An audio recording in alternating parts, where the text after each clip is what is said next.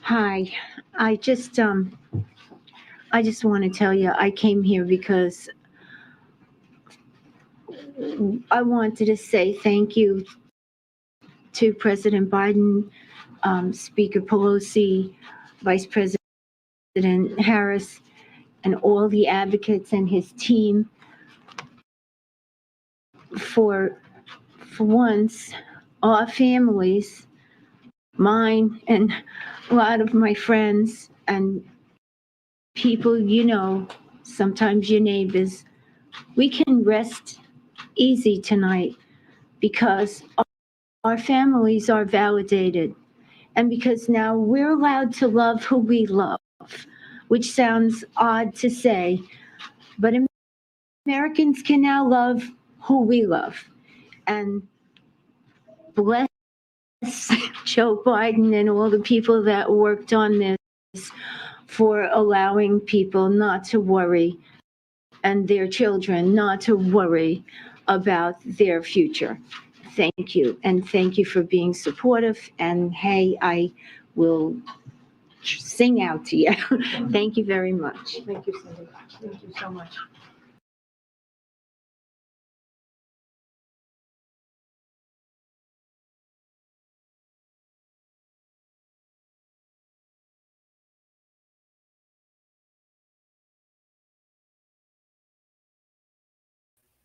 Welcome to the JB Show on Revolutionary Blackout Network. It is so good to see all of you. Happy Sunday afternoon. As always, just to let you guys know that the JB Show is live every single Sunday at 1 p.m. Eastern Standard Time. You can catch me on RBN Live on Tuesdays at 4 and the Savvy and JB Show on Thursdays at 6. I also have my own channel called the JB Font Channel. You can catch me on Tuesdays at 2 p.m. Eastern Standard Time every week, as well as doing some readings and maybe some surprise live streams throughout the week. If you are also new, please make sure to click that like. That lets the algorithm know that you guys actually like what you're watching. And then it also spreads the word out so that more people can actually get the message that we try to convey here on RBN. So thank you so very much for all of you here watching in attendance, either live or on the rewatch later. Thank you to everyone who is also a patron on Patreon, as well as anybody that sends any type of mutual aid our way whatsoever. Without you guys, we would not have this channel to be able to do, because that's the way our system works. It keeps some of us back so that we can't really speak out against the system as it continuously represses us. So thank you so much for that. As per usual, today I will be going through the chat and giving my salutations, my hellos to everybody first before we get into the subject. We have Trevor already in the chat, early and accounted for, saying Bamboozle doesn't even begin to explain how much the establishment is trying to gaslight us LGBTQ. We're going to get into that. Stay tuned. Brandy Weaver is also here. I love your your avatar. It is wonderful. It's mwah. Brandy, my love. Thank you so much for gracing us with your presence. Saying hello, everyone. I'm listening while streaming World of Warcraft. Wow, is that World of Warcraft? I don't. Cool. Anyway, either way, cool. Eric Gray is also in the chat saying, "Sup, y'all? I can tell by the title that JB is fired up, to say the least. I'm a little fired up. I'm gonna be honest with you, because this is, and plus by fired up, if you mean my fuel, my tea tea tea tea tea tea tea tea tea tea. I am sipping this tea because it's good for me. Yeah. mm, mm, mm, mm. Look, I got some things to say. I have Nick O in the chat saying JB in the house. Yes, good to see you. Extra booyah. Uncle Warren's in the chat saying, hey fam, happy Sunday. Good to see you, Uncle Warren. Bling Girl is also in the chat with some happy love faces. Good to see you, Bling Girl. Terry, ooh, Terry, ooh, you got me all choked up with gratitude to see you. Greetings, Terry Connolly. So good to see you. Log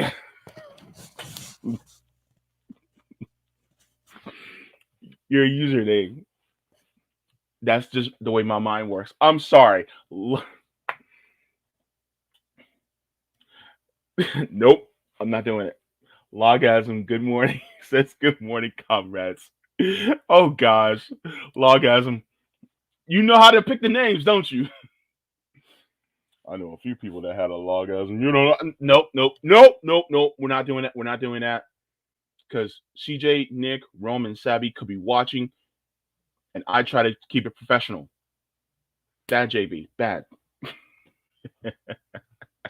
Bob K is also in the chat saying, I always like Cindy. I don't have a problem with Cindy. And I'm gonna get into that in a second. I don't have a problem with Cindy. Just letting that out right now. So my issue isn't with her. Okay, so Tiffany Jones says they are calling in the celebs to tell the story. Right? That's what they do. Wadi is in the chat saying, "Hey everybody, good to see you, Wadi." All right, Bob K. Yep, yep, yep.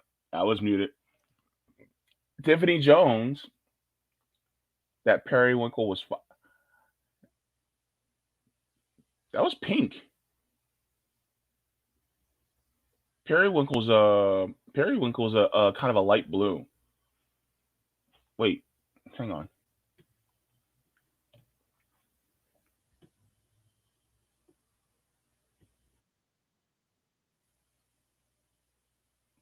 Actually, it's kind of a light purple. It doesn't. It's it's like a purplish version of periwinkle. Actually, now that I look at it, I don't know. It just looks like a purplish version of periwinkle. But either way, it does look good. I'll be honest with you. I love when people color their hair and it looks good with their skin. Like I love, and you know what is crazy is I'm now starting to love seeing black people with different color hair. Like black, like okay. Before I go on, I was watching this video on YouTube, and sometimes I go through videos on YouTube, right? And so they had this dude, right? And he was getting the cut, and not only he had a nice blowout, but not only were his edges tight and the fade just right, but they colored his hair like an electric blue, not a really bright blue, but almost like an electric, like a really bright royal blue. It was beautiful against his skin, and I'm just like, yo, like for real, like I'm starting to see like different color locks on black people. I'm starting to see, I'm starting to see black women with pink hair, like pink fro. I'm like, yo, this is, oh, I'm just loving seeing people, and I love to see older people who color their hair too. I think that's really cool because it's almost like slightly rebellious, but kind of cool. It's like, yeah, we're not your old people of the past. It's like, don't get look. And some of the Gen Xers, like the early Gen Xers, are now starting to get a little older, and they're like, you know what? No, we're Gen Xers still. We're gonna keep that same energy, baby. And then they're coloring their hair. They're just like, nah, we still got it. We still the people who you love back in the 80s, and we're not changing for nobody. And I love that. And so I just think it's so cool. So shout out to all my Gen Xers. My oldest brother is a Gen Xer. Shout out to all y'all. Much love to all you Gen Xers. I know some of y'all get forgotten about, but guess what? I remember y'all. And shout out to y'all because y'all taught us some good stuff. I'll be real. As a millennial, y'all taught us some good stuff. All right. Rick Solis is in the chat. The man with the epic beard, Rick Solis says, "Hey, y'all, good to see you." We have Anthony in the chat giving a heart. Good to see you. EDC is saying reparations is the only way to heal the real world. Whoever took it, give it back. What's to be afraid of? Thank you, EDC. Thank you. That's actually a really good question. Actually, you know what? Let me start this. I'm gonna come back to this a little bit later because that's a good question, and I'm gonna expound on that a little bit later when we talk about it. All right, we have Jamie says, Jamie, good to see you. All right, got some lovely people in the chat. Oh, y'all so lovely, just lovely people. All right, we have Ross coming in. Thank you so much for the euros. Says solidarity. Ross Eon Coils says, or is Ross Ion? Either way, good to see you. Welcome, welcome. Also to the chat, the Jam Mom. I don't have it on Twitch today. I have it on YouTube, Twitter, and Rockfin. I might try to do the Twitch next week though. It's guaranteed always going to be on YouTube and Rockfin. Is sometimes I haven't been doing Twitch lately, but I might do Twitch next time. So I'll see about doing it next time. I just haven't done it in a while. But yeah, it's good to see you as well. Bling girl. TN 100. So good to see you. All right. Old man Borker says, say it loud. I'm black and I'm proud. Sorry. You set me up. You set me up. And I just, you can blame me? All right. Raziel the Great says, good afternoon, peoples. Press that thumb. Yes, press the thumb. So good to see you. All right. Mastermind Hour saying, hello, fam. Good to see you. Mastermind. Ha ha ha ha. Chris Begley says, LMFAO. Yes, if you're not laughing, then that means you're not having your joy. You're not having your joyous side tickle. You got to tickle the joy. I'm sorry. I'm in a goofy ass mood today. But, you have to have joy, and joy is revolutionary, So keep being joyful, keep laughing. If I can make y'all laugh, I did my job. So good to see you, Chris, all up in this chat. By the way, nice fro, bro. I love it. It's beautiful. All right. Who else? Let's do a couple more. While we got Danny up in the chat saying, Batman with the mic. All right. So good to see you also up in here.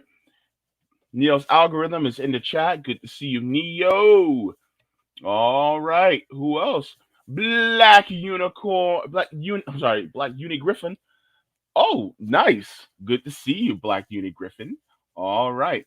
We have CBC Voter. Good to see you, CBC Voter, as well in the chat. All right. And then we have Grinning Geis says, I'm Gen X, and I think my generation will destroy the nation out of spite. Just like there are some negative elements of a generation, there are also positive elements of a generation. And I'm shouting out the positive elements of that generation. There's negative elements of millennials of my generation. There are also positive elements. Same thing with Gen Z. Same thing with boomers. Some of us outnumber the rest of us in sometimes. Some of us are just more louder than the rest of us. But thank you so much. And we're going to end with Matt John. Thank you so much. Good to see you, as well as Jerk.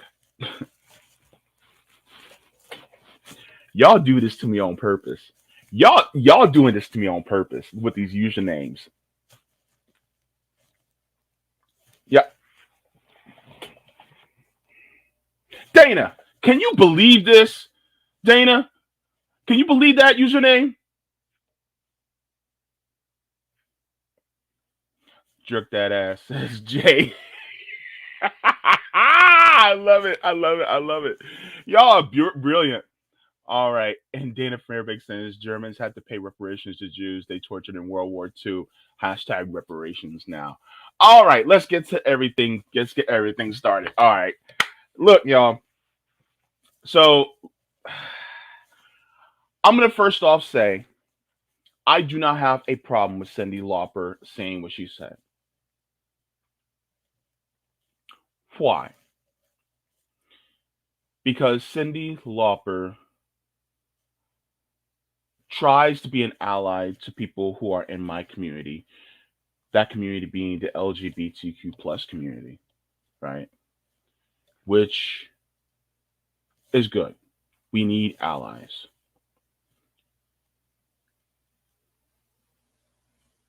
I think that's one of the reasons why I said in the title bamboozle.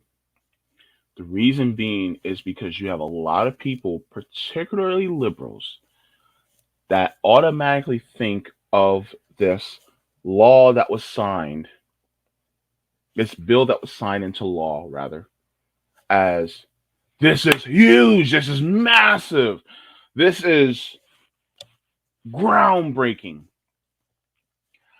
I will not take away that this bill is a step in in a positive direction. I'm not going to take that away. However, to say or make this bill sound as remarkable as it is, I do think is a bit of a psyop, is a bit of a trick. Why? Let's take a look at the bill itself. So the bill I'm referring to would be HR 8404, the Respect for Marriage Act.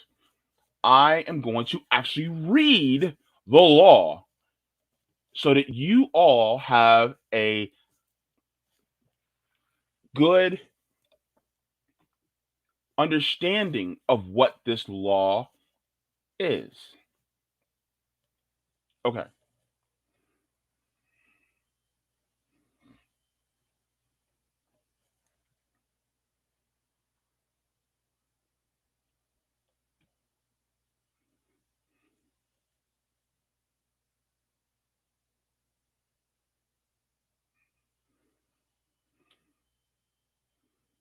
Okay.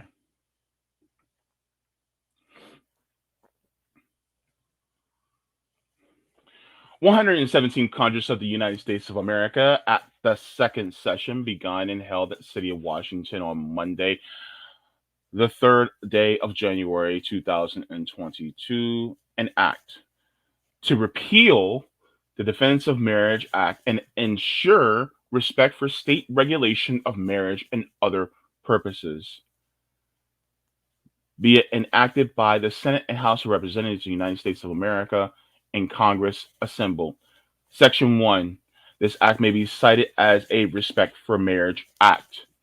Section 2. Findings. Congress finds the following. No union is more profound than marriage, for it embodies the highest ideals of love, fidelity, devotion, sacrifice, and family. 2. Diverse benefits about the role of gender in marriage are held by responsible and sincere people based on decent and honorable religious or philosophical principles. Therefore, Congress affirms that such people and their diverse beliefs are due proper respect. Millions, 3 millions of people, including interracial same-sex couples, have entered into marriages and have enjoyed the rights and privileges associated with marriage. Couples joining marriage deserves to have full dignity, stability, and ongoing protection that marriage affords to families and children. Section 3, repeal of section added to Title 28 United States Code by Section 2 of the Defense of Marriage Act. Section 1738C of Title 28 United States Code is repealed. Section 4, full faith and credit given to marriage equality, Chapter 115 of Title 28 U.S. States Code, as amendment by this act, is further amendment by asserting this section after 1738B in the following. Section 1738C, certain acts, records, proceedings, and the following thereof. A. In general, no person acting under color of state law may deny 1.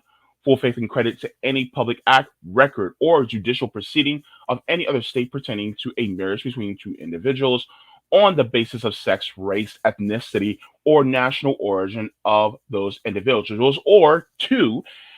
a right or claim arising from such marriage on the basis that such marriage would not be recognized under the law of that state on the basis of sex, race, ethnicity, or national origin of those individuals.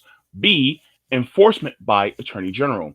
The Attorney General may bring civil action in the appropriate United States District Court against any person who violates subsection A for declination,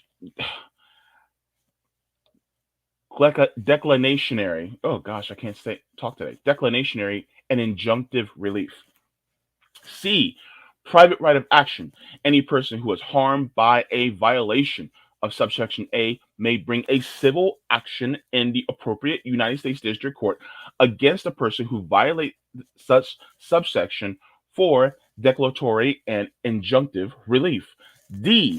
State defined. In this section, the term state has the meaning given such term under section 7 of Title 1. Marriage recognition. Section 7 of Title 1 United States Code is amended and reads as follows. Section 7 Marriage. For the purposes of any federal law or regulation which marital status is a factor, an individual shall be considered married if that individual's marriage is between two individuals and is valid in the state where the marriage was entered into, or in the case of a marriage entered into outside any state, if the marriage is between two individuals and is valid in the place where entered into the marriage could have been entered into a state.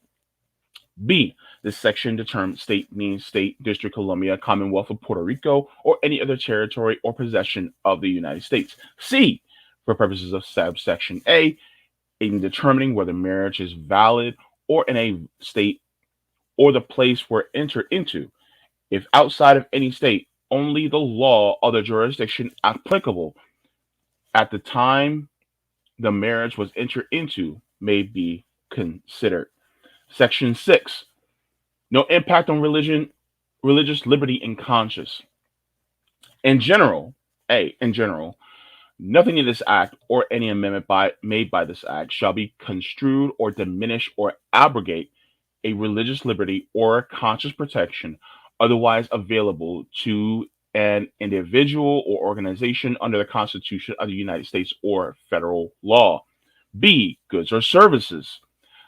Consistent with the First Amendment to the Constitution, nonprofit religious organizations, including churches, mosques, synagogues, temples, non-denominational ministries, interdenominational, and ecumenical organizations, mission organizations, faith-based social agencies, religious educational institutions, and nonprofit entities whose principal purpose is the study, practice, or advancement of religion, and any employee of such an organization shall not be required to provide services, accommodations, advantages, facilities, goods, or privileges for the solemnization or celebration of a marriage.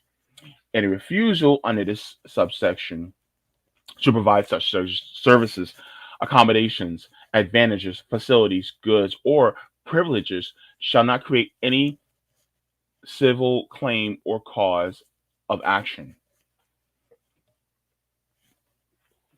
Section 7, Statutory Prohibition. A. No impact on statutes and benefits not arising from a marriage. Nothing in this act or any amendment made by this act shall construe or deny or alter any benefit, status, or right of an otherwise eligible entity or person which does not arise from a marriage, including tax exempt status, tax treatment, educational funding, or a grant, contract, agreement, guarantee, loan, scholarship, license, certification, accreditation, claim, or defense. B. No federal recognition of polygamous marriage. Nothing in this act or any amendment made by this act shall be construed or require or authorize federal recognition of marriages between more than two individuals. Last section, Section 8.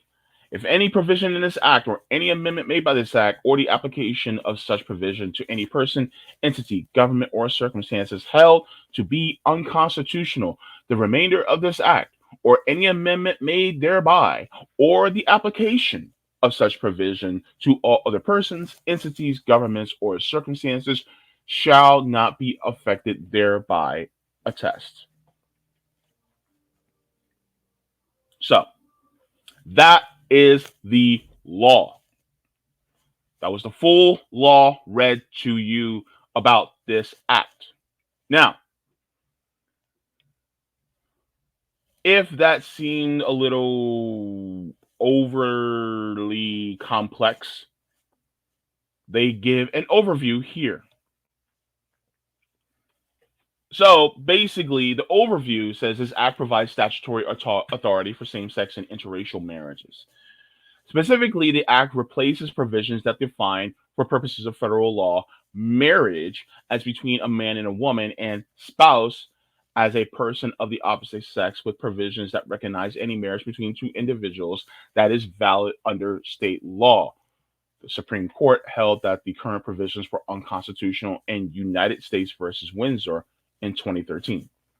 The act also replaces provisions that do not require states to recognize same sex marriages from other states with provisions that prohibit the denial of full faith and credit or any right or claim relating to out of state marriages on the basis of sex, race, ethnicity, or national origin.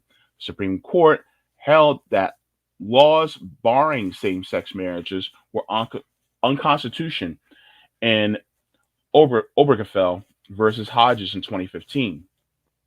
The court held that state laws barring interracial marriages were unconstitutional in Loving versus Virginia in 1967. The act allows the Department of Justice to bring civil action and establishes private right of action for violations.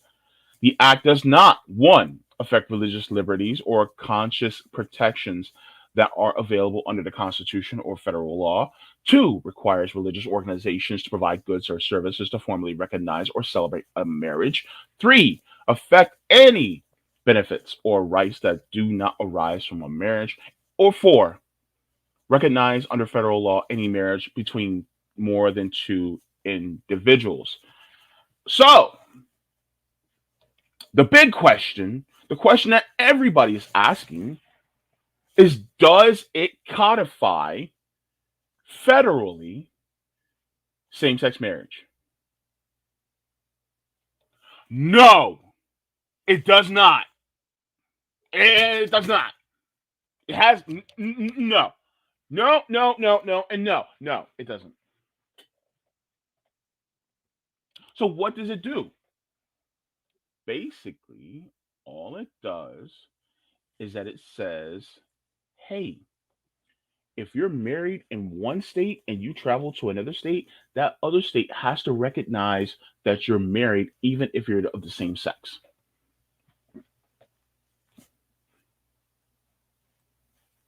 That's it.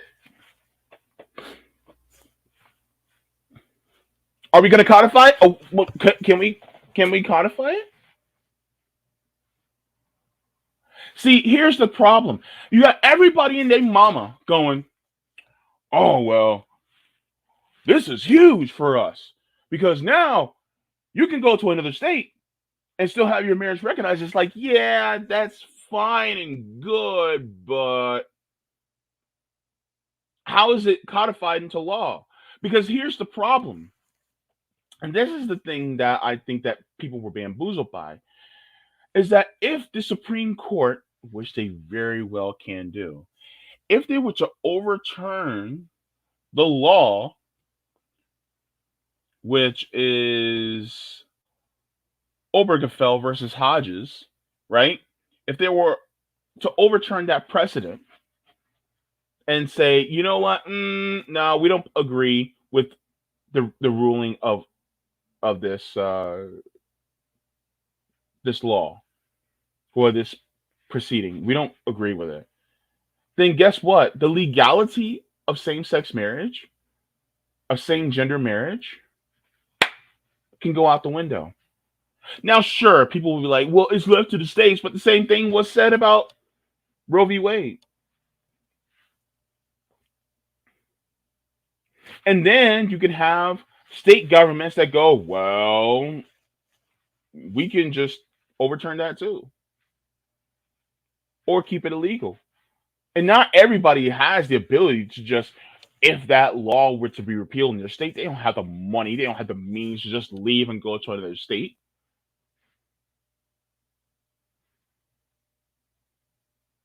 So, what is this? I'll tell you what it is.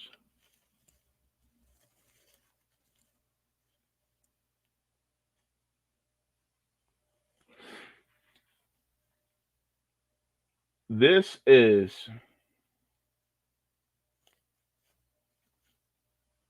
this is a distraction.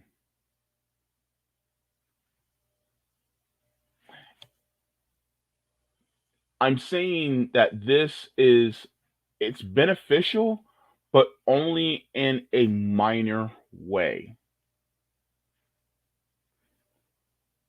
It's beneficial in that, yes, if I were to get married to my boyfriend, I can go to a state that, even though gay marriage isn't legalized, I can still have my marriage recognized.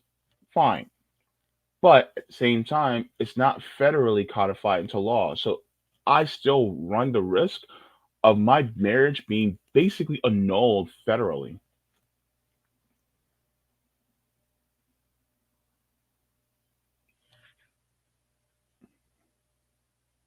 So, what good is it doing for the rest of us?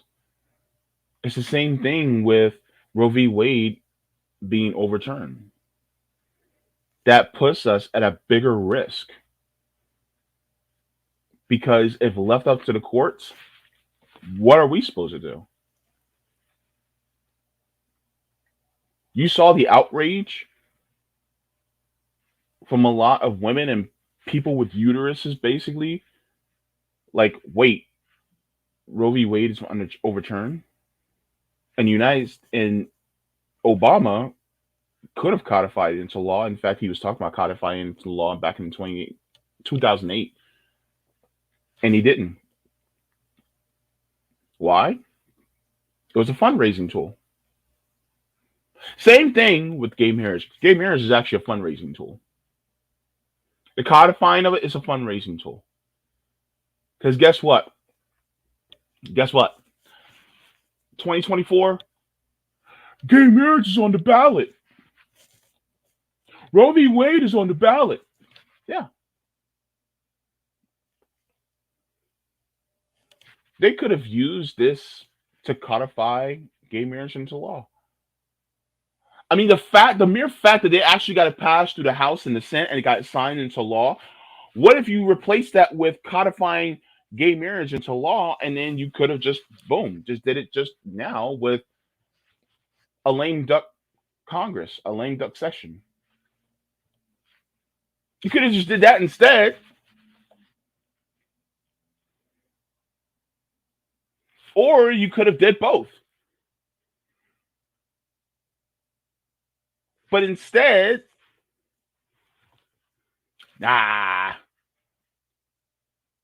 See, when it comes to the actual protections for people, real true protections for people, they're not going to solidify it, because then that means that if you have true protections for people, that shifts us forward. And that shifting us forward means that now we got to start talking about more tangibles, which threatens the power of the elites. But also, I want to go to another piece. And I have a note written. And I'm going to read this note that I have really quick, because I want people to get my understanding of how I feel about this.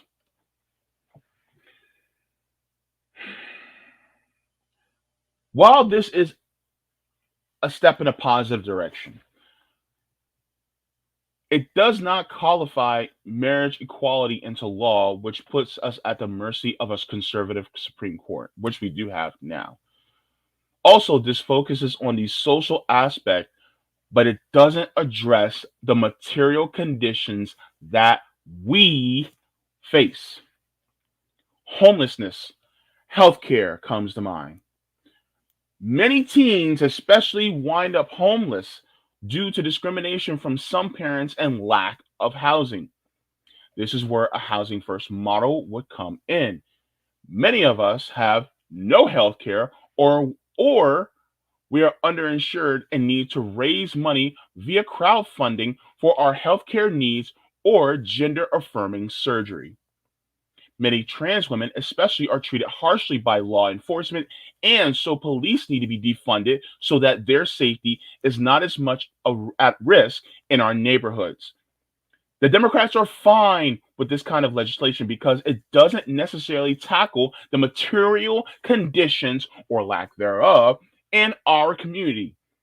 And if they do address it for us in the LGBTQ community, then they have to address it for everyone, which means diminishing the power that influences the capitalist class.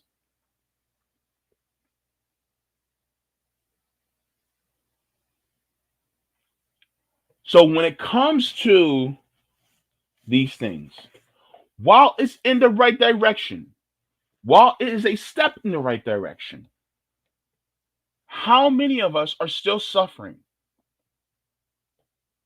How many of us are still housing insecure?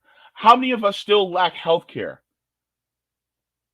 How many of us who are queer that go into the military are used as cannon fodder just so that we can get an education, just so that we can get housing, just so that we can get health care? How many of us who may be trans, my trans family out there, that literally have a crowdfunding, a GoFundMe, just so they can get gender affirming surgery, top surgery, or something like that? How many of them? Or so that they can get their HRT? How many are having to raise money for that? So when it comes to the actual concrete tangibles that those of us really need on top of marriage equality, it's not there, and it will never be there, especially at the behest of these two parties who are lapdogs for oligarchs. So we have to look at this also from a materialistic standpoint, especially those of us who are queer.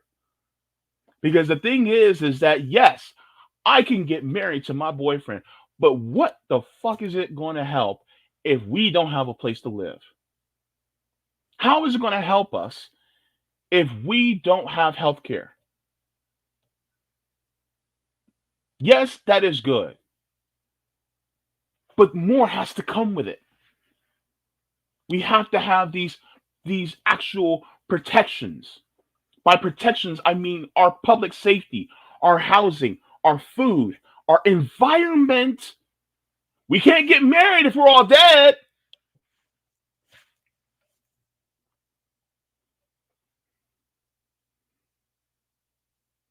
Two people who are non-binary that may get together and get married, what good is it going to happen if they both get cancer, and if one of them gets cancer and dies because they don't have adequate health care? Like, how is that really helping us?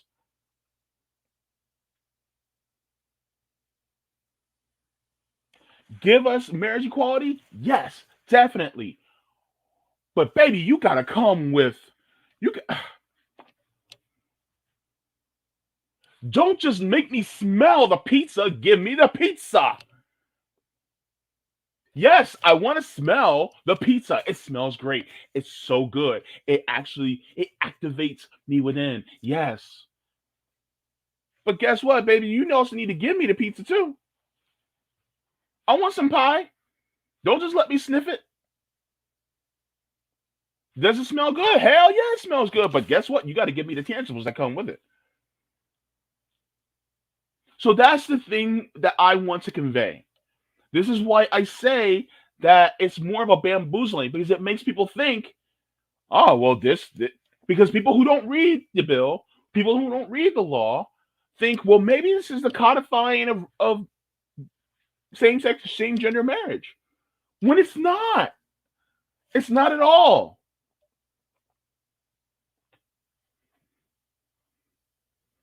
She's Black is right. Marriage can't pay off your student loan debt. How many queer people have went to college who have tons of student loan debt and they're still in debt?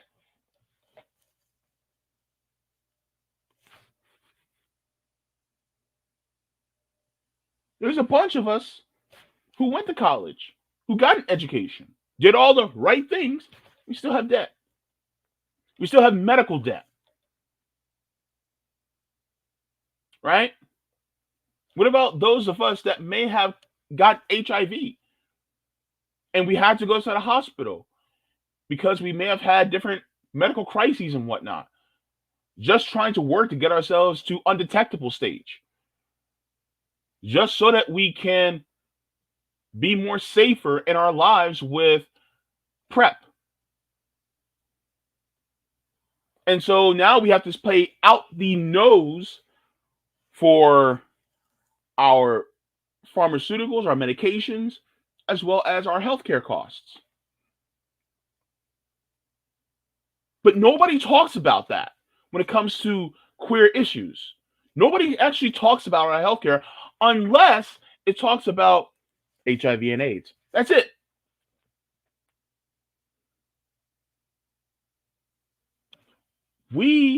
While that's also important, we also get things like heart disease, diabetes. We also get things like cancer.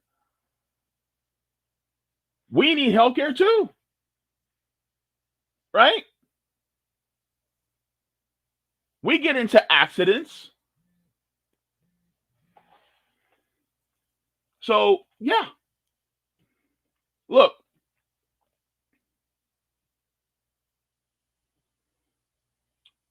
I'm going to share this with you really quick. This is an article that I came across.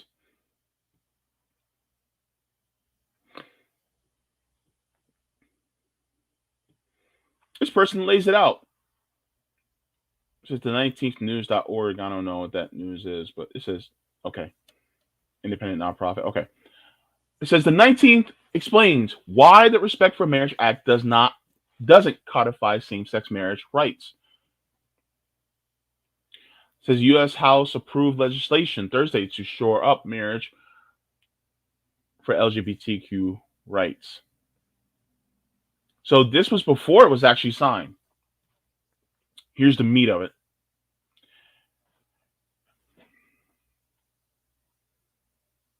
The bill does not codify Supreme Court's 2015 Obergefell versus Hodges decision that grants LGBTQ couples the right to marry. Instead, it forces states without marriage equality laws to recognize LGBTQ plus marriages from other states. It also declares all legal marriages in the United States must be recognized even across state lines. That means if a marriage is recognized in Maine, it must be recognized in Texas. That part seems as critical so that queer families can cross state lines to get married, even if their home state doesn't offer those rights. It also means that married couples can travel without having to worry that a hospital in another state won't recognize their marriage in the event that one spouse has an emergency and another needs to visit or to make medical decisions on their behalf. The same would be true for interracial couples, who the bill also protects, although the justices have not indicated that interracial marriage rights should be reconsidered.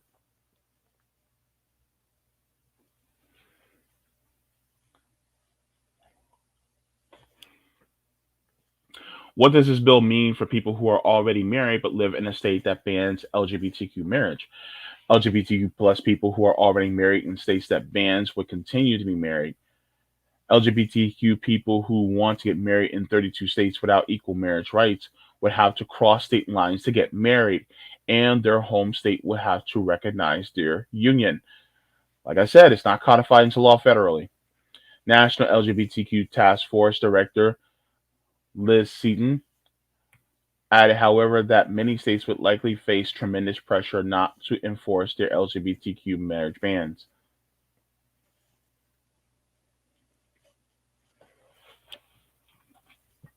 So it doesn't codify it into federal law. Also, when it comes to the tangibles, let's go here.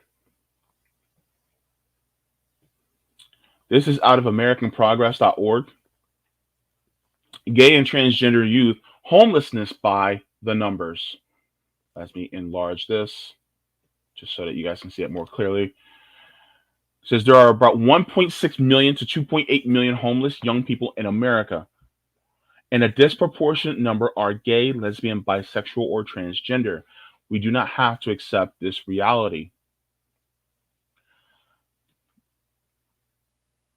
It says there are approximately 1.6 to 2.8 million homeless young people in the United States.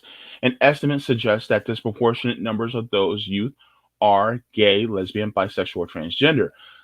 These vulnerable gay and transgender youth often run away from home because of family conflict, and then face overt discrimination when seeking alternative housing, which is compounded by institutionalized discrimination and federally funded programs. We do not have to accept this reality. The federal government has the power to reduce and eventually eliminate rates of gay and transgender youth homelessness while addressing youth homelessness overall. We could just give housing for all. We could just do that. Here, 20 to 40% of the portion of homeless youth population who are gay or transgender compared to 5 to 10% of overall youth population. So 20 to 40% of the homeless youth who are gay or transgender are homeless compared to only 5 to 10% of the overall youth population.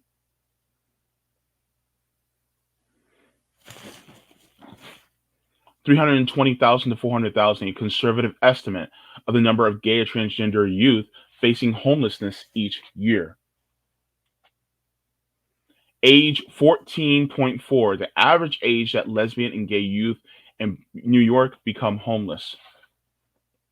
Let's just stop there. Can you remember when you were about 14 and a half years old? Can you imagine yourself being homeless? Can you imagine that?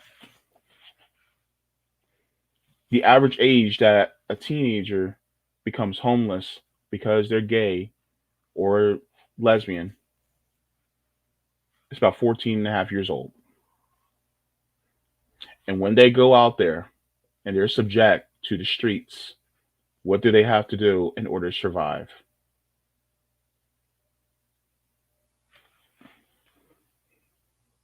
It gets worse.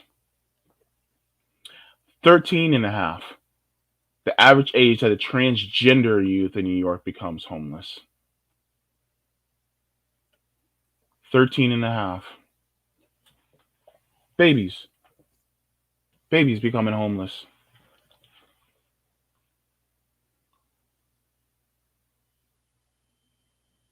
So this is the deeper issue. Yes, codifying gay marriage into law, as well as actually codifying gay marriage into law, you know, beyond just the Respect for Marriage Act is important, but also the tangibles, the concrete material needs of people just in general are absolutely necessary. And the Democratic Party will just skate around this issue over and over and over and over because that means that if they actually improve the material conditions, improve the material needs of people, that means that it will threaten the power of their masters, the oligarchs. And this is why it is so important for us to change the system from the bottom up, because so many people's lives are literally hanging in the balance because they just want to give us surface level, they want to placate to us on the surface while not helping to provide anything materially for those of us, especially that are queer.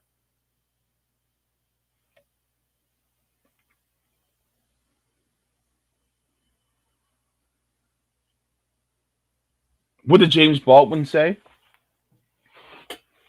You asked me to wait. You asked my father to wait. You asked my uncle's time, my nieces, my nephew's time. How long can I wait for your progress? He was talking about material conditions. That's what James Baldwin was talking about. One of our queer pioneers. That's what James Baldwin was talking about. So this is one of the reasons why I felt this to be a very important topic to talk about. And as the only queer person in RBN, I feel a responsibility to bring this up. Because the thing is that people think, oh, all the only thing that we have to deal with is gay marriage and HIV, and that's it. No, no, no, no, no, no, no, no, no, no, no. Baby. We're human beings too. And we go through a lot. Housing insecurity, healthcare, police violence. Yes, yes, we have to deal with that too. On top of hate crimes and the sort.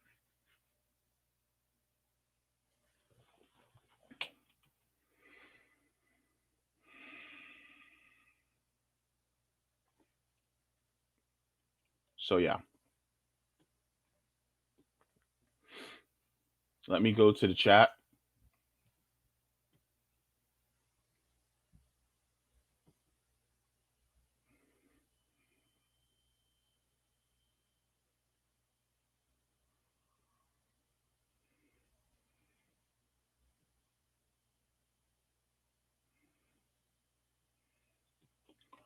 Gene says something like 20 years, Mexican feminist groups, Las Libres, has worked to end violence against women and expand access to sexual and reproductive services in Mexico.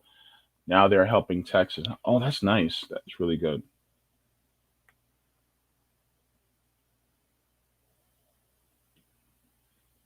Are there any members on tonight? RBN? No. But Savvy is going live at 3 on her channel. So be sure to look out for that. So at 3 o'clock, 3 p.m. Eastern. So in about an hour or so, Savvy will be going live special on her channel. So be sure to look out for that. And on my channel at 7 p.m. this evening, I'm actually doing a special broadcasting stream, and I'm talking to a trans activist, um, or a non-binary activist that advocates for trans people. So I'll be talking to them. So that'll be a very interesting conversation. I can't wait to talk to them about it, about their activism as well as what they're doing and some of the challenges that are met within our community as trans, are queer socialists, queer communists, what they face as well. So that'll be very interesting. But thank you for that question, sure. Appreciate it. Las Libres organize direct actions. Yeah.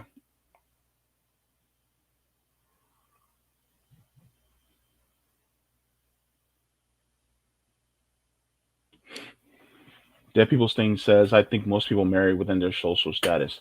That's true. But most of us are broke. And the funny thing is that I think middle class or affluent queer people are overrepresented, especially in media. You never see broke or poor gay people or LGBTQ people in media. You almost never see it. But we exist. I'm one of them.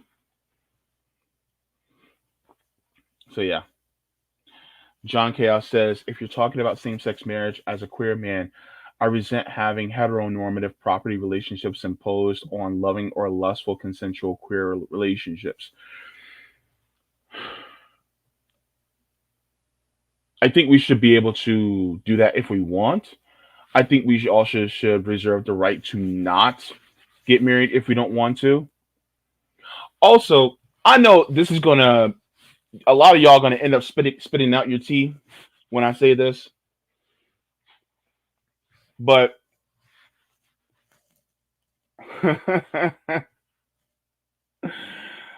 oh man, the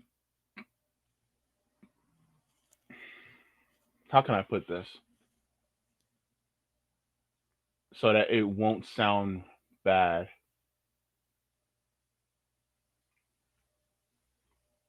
Fuck it. This country treats monogamy like the default, and the thing is that it is not the default in human beings at all. And if people actually consensually all agree, like let's say three people can agree to get married to one another, who are we to forego that liberty? I don't care. Look, I remember one time I was working in a furniture store and I actually had to sell a mattress to a throuple. It did not phase me one bit. And I sold a mattress to a throuple. There were three guys who were all in a relationship with each other. And if they wanted to get married, I think they should. I don't think that should be barred. But that's a whole nother conversation. That's a whole nother thing. We talk about non-monogamy, especially ethical non-monogamy and polyamory. That's a whole different conversation, you know, and how monogamy was pushed on us, this mononormative, this heteronormative culture that was pushed upon us when really it's not really necessary. But then that goes into the aspects of colonialism, you know. You gotta That's a whole another thing, man. And look, I will be honest with you. I had this conversation with Savvy. Savvy was like, JB, you should talk about that. And I'm like, I don't know if the audience is ready for that one. Because I'm thinking about having a conversation about non-monogamous relationships within the structure that we have. Or maybe having it potentially more popular outside of the capitalist structure once we can actually get rid of this structure. Because the thing is that there's a lot of us, especially in the queer community, we're more open to it. But there may be straight people who are more polyamorous and they're willing to admit. But the thing is that because it's looked down upon so much within our culture, this faux puritanical culture that really just wants to keep us a certain way just so that they can continuously keep up a capitalist structure.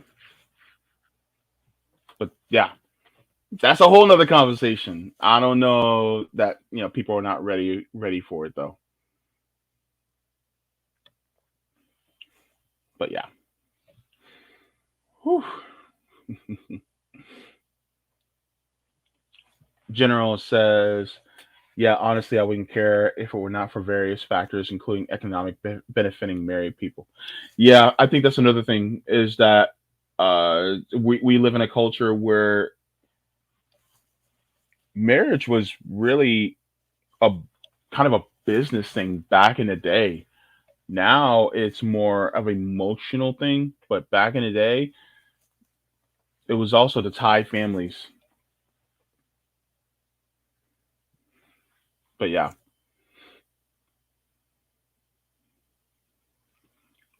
that's true, Raziel. Raziel says, gotta stop waiting for people to be ready when we are in the throes of crisis at every turn. I mean, I say this also about defund the police because a lot of people still aren't ready for that. But we don't care because the thing is that if it's right, it's right. If it's wrong, it's wrong. We gotta point it out, whether it's popular to say or not. So that's all. But yeah, but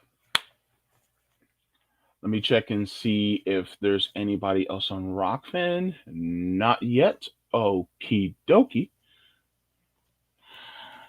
But yeah, so this is one of the reasons why I say that a lot of people were bamboozled, including people like Cindy Lauper. She was bamboozled.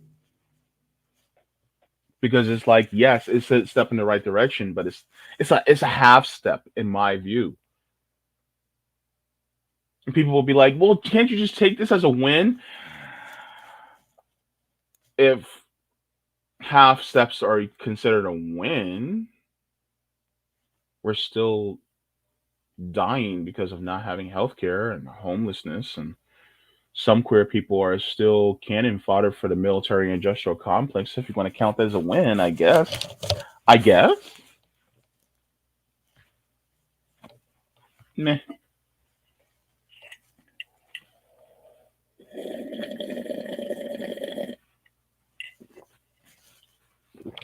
Mm, that was a piece of lemon.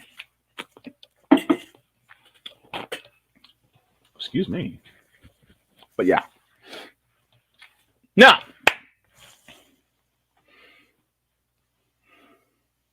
oh yeah, Catterell.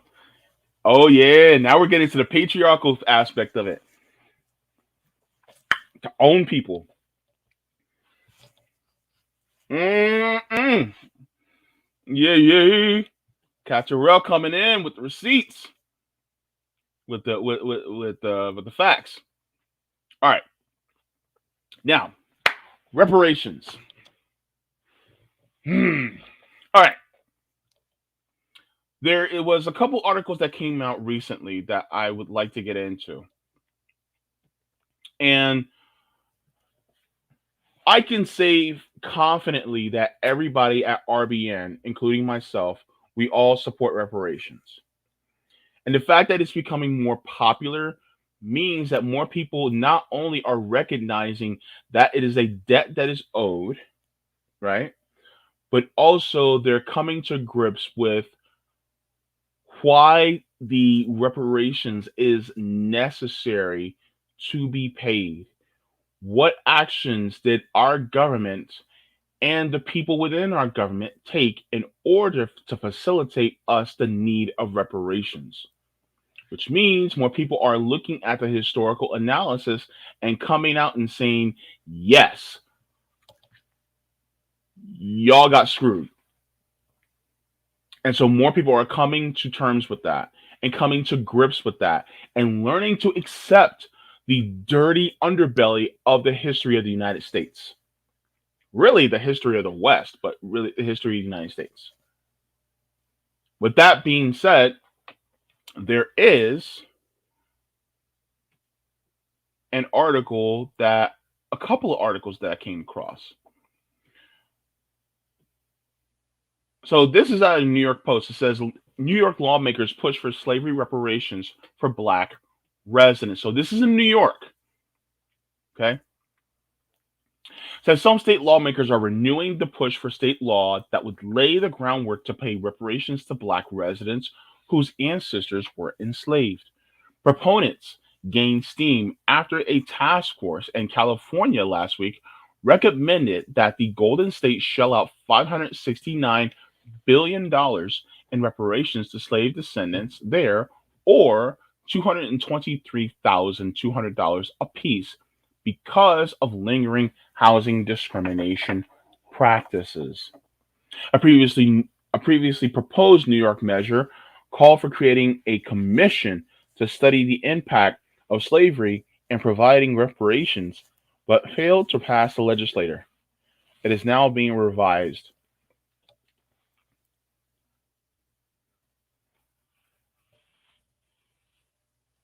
So Michelle Solanges said that we saw what happened in California. We want to pass a bill that starts a conversation about reparations. Assemblywoman Taylor Darling said it would be a slap in the face if Governor Kathy Hochul and the legislature don't greenlight reparations study commission. Darling also scoffed at the $223,000 figure that California's task force recommended for each Black descendant. There was too low. I actually agree with her. There's a lot of billionaires in that country, in that state. Guess what? They can pay a lot more. This country was built on the backs of enslaved people. It has impacted everything: housing, economic development, education. And a previously proposed New York bill which called for the creation of an 11-member commission to study the issue, passed the Assembly June 3rd in a 104 to 45 vote, but stalled in the Senate. So it's becoming more popular, right? And you have some people coming out against it saying, like, for instance, Pataki said, George Pataki, Republican governor, says, I don't think it's right to write checks on the basis of race. Is probably illegal. Here's my thing. You guys did slavery on the basis of race. George, y'all did slavery on the basis of race. The laws are disproportionately affecting us on the basis of race. Our housing is affected on the basis of race. Our healthcare is affected on the basis of race. Right? Our education is affected on the basis of race. We literally had to pass laws on the basis of race just so that we can have equality on the basis of race. So what are you talking about? So if you guys can cause the damage on the basis of race, that means you can also fix it on the basis of race. Y'all were the ones that did it. Y'all started it. So now it's time to finish it. Sorry, but guess what? If y'all started on the basis of race, y'all got to fix it on the basis of race. Our wealth disparity is on the basis of race. Y'all need to know in the census, y'all need to know on every application what race we are. And a lot of y'all, not y'all, I'm talking about employers, may use it in order to discriminate on the basis of race.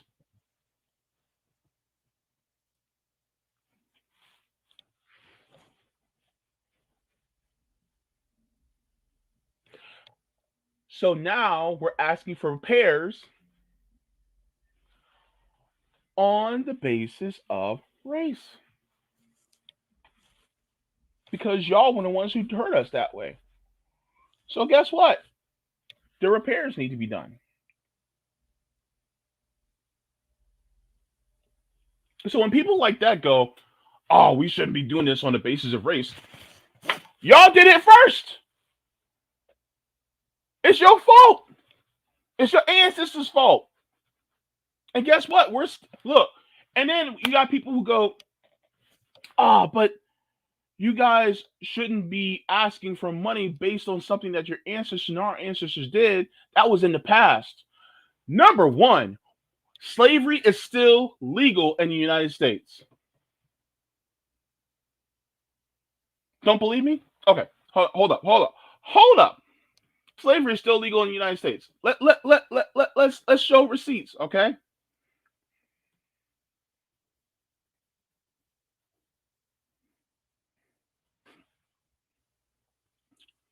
Because I've said this before.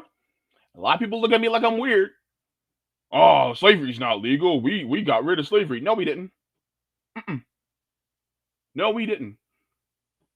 Google it. Google it. What does the 13th Amendment say?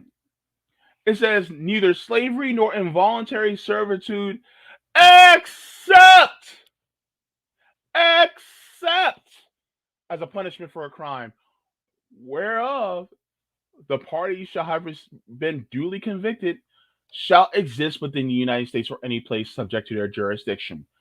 So if there's an exception, that means there's still an allowance for it, meaning it's still legal within the United States.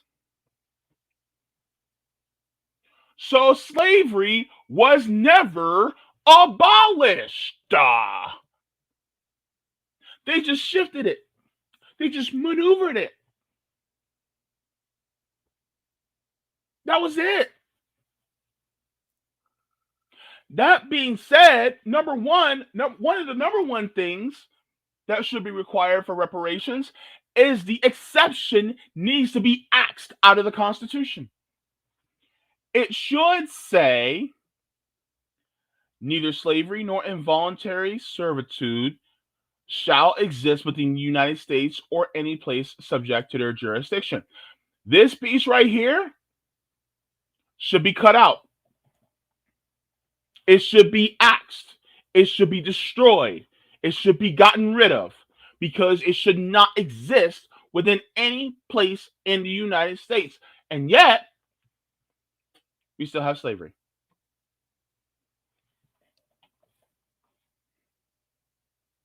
We still have it. That being said, the disproportionate amount of black people that are in prison, remember, number one, the United States is 5% of the world's population, and yet we have a quarter, 25% of the world's prison population. Number two, out of the entire prison population, black people only make about 13, maybe 14% of the population of the United States, yet we account for over 40% of all prisoners in this country. If black people and white people do the same amount of crimes at the same rate, then the amount of black people in prison should be no more than 13 or 14%. And yet, almost half of the prison population is black.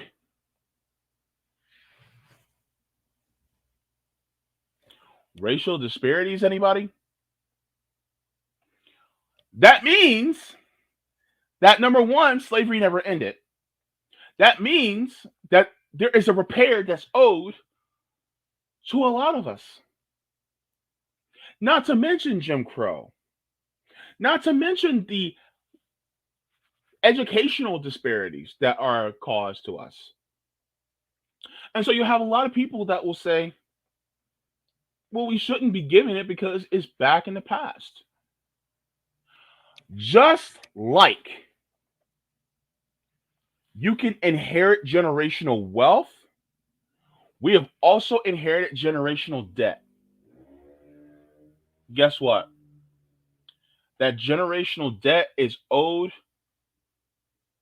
to us in order for a true equitable and equalizing to take place.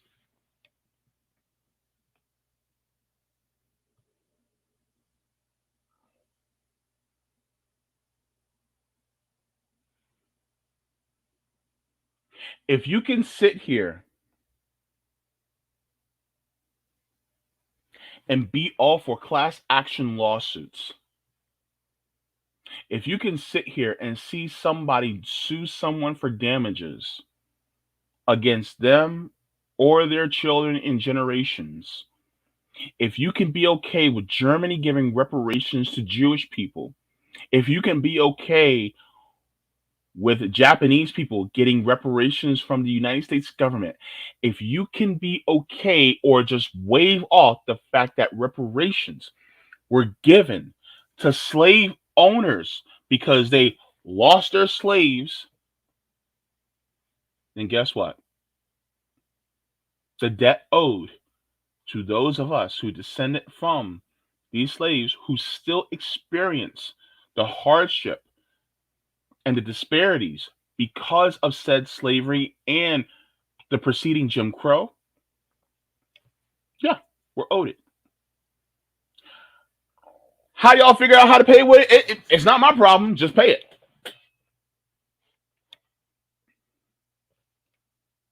But that's the thing.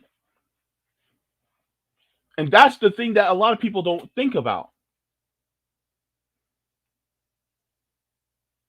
How? Look, did y'all know Aetna? Yes, the insurance company Aetna used to insure slave masters for if they lost their slaves.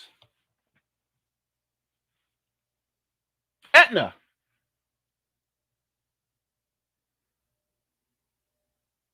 So these corporations like Wells Fargo and Aetna, guess what? Oh, they owe us a lot. They owe us a lot of money.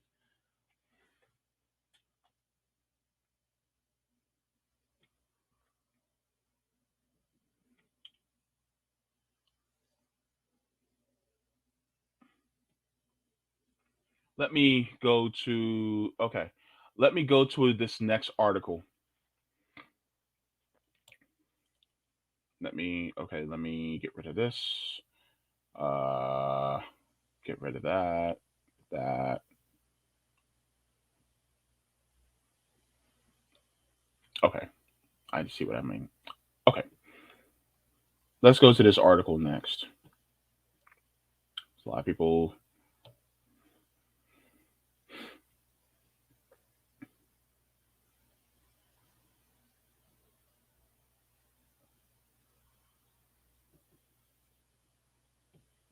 Okay. So this is a news entitled California activists ask for land and $350,000 in reparations, warn of backlash if request denied. So this is out of Oakland, California. A recommendation to provide $223,000 in reparation payments per eligible Black Californian sent to California's reparations task force stirred a frenzy earlier this month over a high dollar amount. But despite opposition to the seemingly heavy handed payout, some individuals still think the task force is still hundreds of thousands of dollars and 15 to 20 acres of land short. The only group of its kind in the nation held its first part of a 2-day meeting discussing proposed guidelines and plans on how to disperse the taxpayer funded reparations Wednesday. During the public notice and comment portion of the meeting, an attendee got up and requested the task force provide eligible Black residents $350,000 each in reparation payments, which is $127,000 more than initially recommended to the task force. And if anybody goes, well, we can't afford that, don't blame us, blame the descendants that actually enslaved us. Don't blame us. They put that debt on y'all. We didn't. If you guys are going to blame anybody, blame your descendants.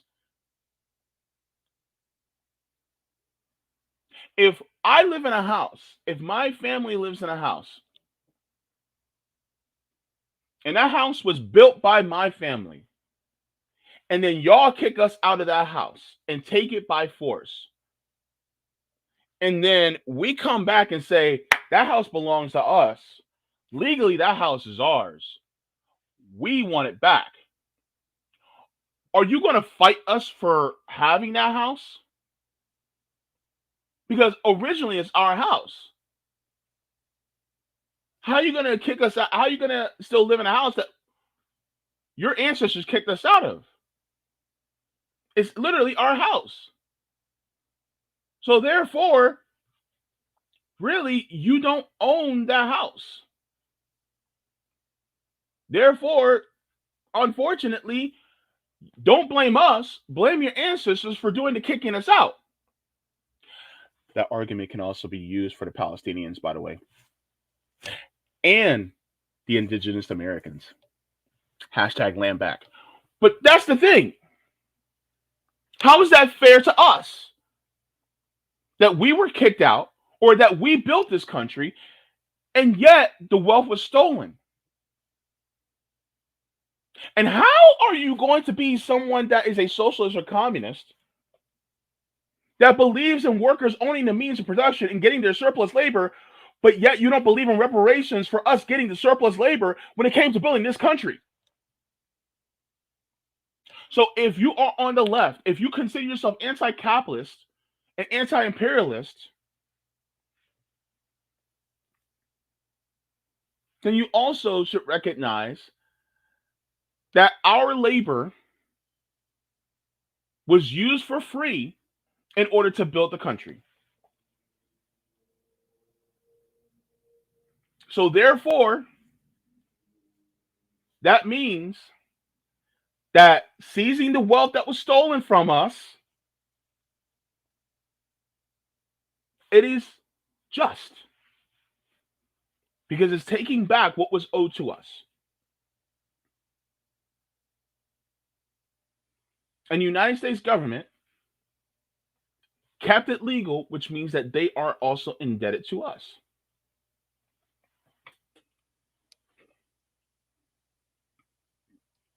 Let's go back.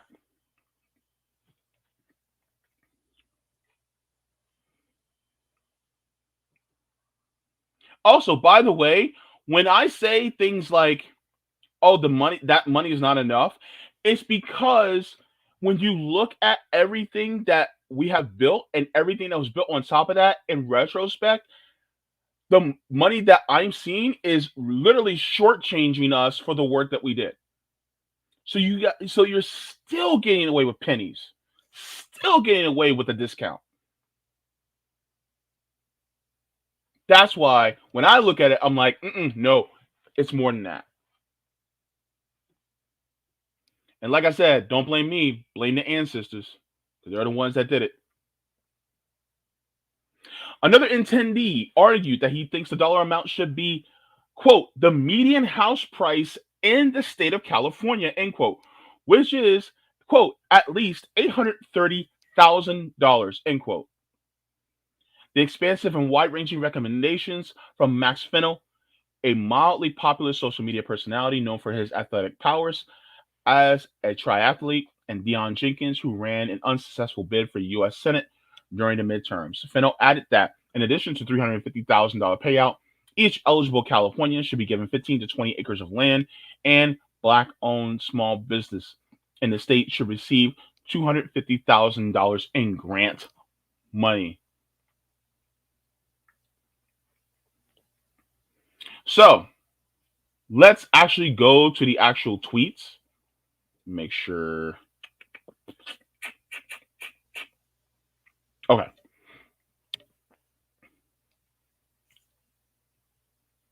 All right. So let's go to the actual tweet and let's listen to what they said. Share audio. Yep. This is it. All right.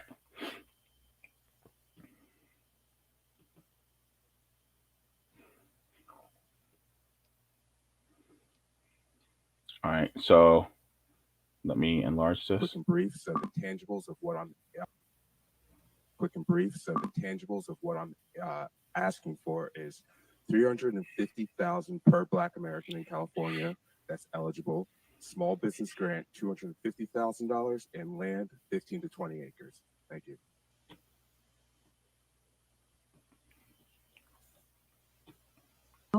I came all the way from Texas to tell you that Texas is watching each and every one of you. We're watching to see what you're going to do for Black Americans, not African Americans, but Black Americans who built this country, who is owed reparations. And I just want you to know, Texas is watching you. Particularly Houston and Dallas, we're watching you. We have been doing pull-ups all over the country, demanding our reparations, and we are watching you to make sure that you are doing reparations for lineage-based Black Americans. Lineage-based reparations. Thank you. Part of what she said also is interesting because this sets a precedent. Because as California and New York goes, so goes other states eventually. You can look back at the marijuana legalization or the cannabis legalization in other states. How when one state started, then all other states started to follow. Same thing here, especially in the South. Now, California also needs to pay reparation. Now, some people will say, well, California was a free state. On paper. We'll get to that in a second, though. We'll get to that in a second. Let's continue. All right. And then this one. 4 elements of reparations. Defense, money, land, grants. 4 elements of every society, every nation. A defensive structure.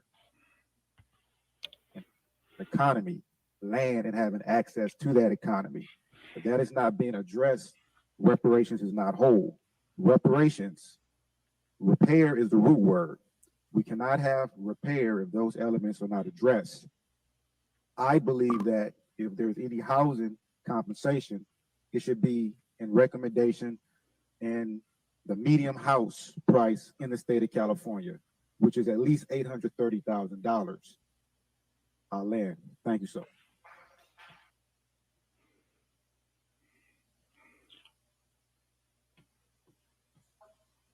Defense, money, land grants. Defense, money, land, grants. Defense. So, what good is reparations without when we're being shot in the back by police or being discriminated against by the criminal justice system? So that's one. Land. We were promised land. General Sherman promised us 40 acres and a mule.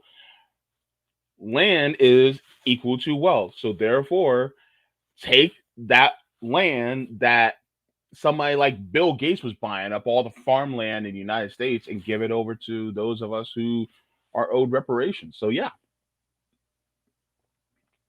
grants. Look, we shouldn't have to pay for school, right? Housing. Yeah, definitely. Because the thing is that our housing disparity is there.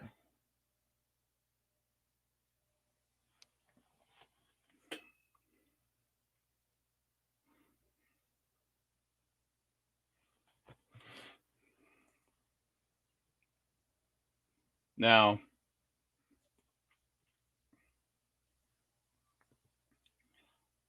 the next one I'm going to show is there's a video of a gentleman talking about the results of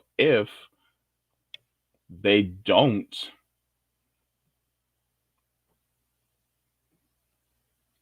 if they don't try to repair this, what are the results going to be? And unfortunately, we all know what's next. Either they're going to comply or it's going to be a serious backlash. And I will leave it right there, sir. Thank you so much. Yes. Good. Did you hear what he said? Let's go over it again. Either they're going to comply or it's going to be a serious backlash. He said either they're going to comply or there's going to be serious backlash. That's very important because Black people are tired. We're tired.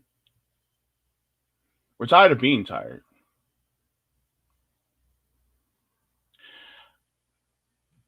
Now, I'm going to say this. Do I think that reparations will be paid by our government while in this economic system? I actually don't think it's going to happen. I would like for it to happen, but I don't think it's going to happen. They are going to fight tooth and nail before it ever happens. They're not going to let it happen. Because then once we start to be built up, and then once that happens, it spills over to all other communities. It does. Because once we get that influx of land, once we get the influx of cash reparations, once we get the influx of education, all these different things, and guess what? That spills over and also indirectly, positively affects other communities.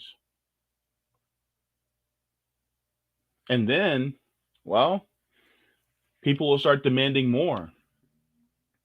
I honestly don't think that we'll get reparations outside of a revolution. I think if we ever were to have a revolution, then yeah. then yeah, we will probably get it you know, because an anti-capitalist, anti-imperialist government will see, yeah, this is a debt that's owed. We got to give, we got to give these people that, we got to give land back to the indigenous people. You guys have suffered long enough. That's honestly how I think it will happen. I don't think it's going to happen via a capitalist government. I just don't think so, because they don't want any type of equality, because equity and equality among all means that they lose their power. That's what it means, you know.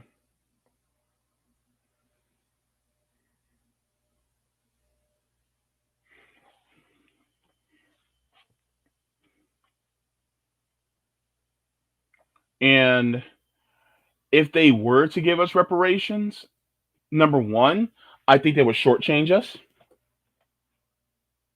Number one. Number two, even if they didn't shortchange us, they would do shit to get it back. I think the reparations would not be something that would last us for generations. I think as soon as it comes into our hands, they'd be trying to get that back.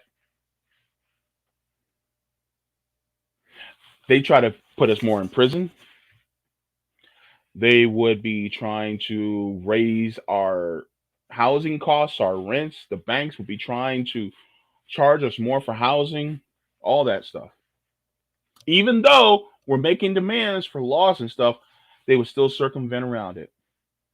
Look at what happened in Black Wall Street.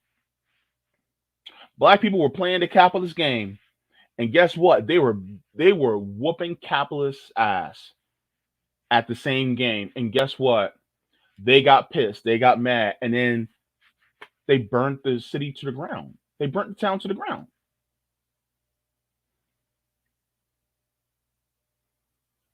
So when it comes to this issue, I want it to happen, but I don't see it happening outside of a true working class proletariat revolution. I don't see it happening outside of that.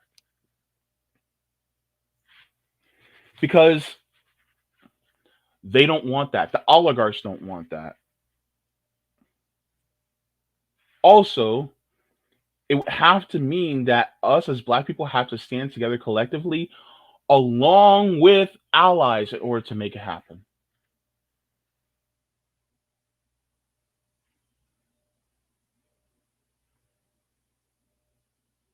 And I think there's a lot of allies that actually see that is absolutely necessary. And to allies, thank you for realizing the justice that needs to happen. But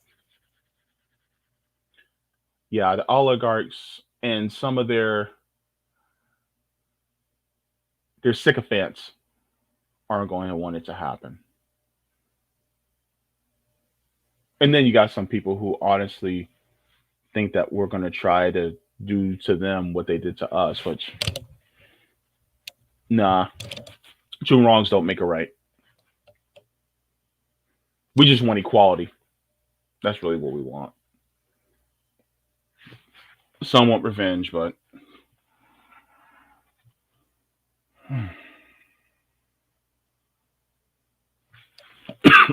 excuse me.